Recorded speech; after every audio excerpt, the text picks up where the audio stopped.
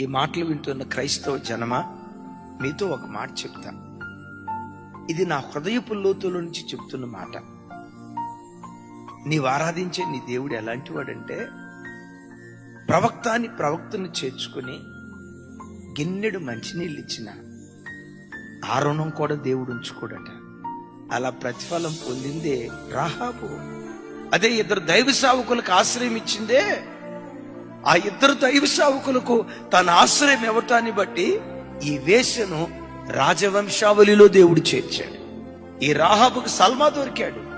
ఆ సల్మాలో నుంచి బోయాజు వచ్చాడు. ఆ బోయాజులో నుండి ఒబేదు వచ్చాడు.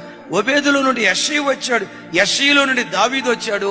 ఆ దావీదులో నుండి లోకరక్షకుడైన యేసుక్రీస్తు ప్రభు వారు ఉద్భవించారు. ఎందుకు?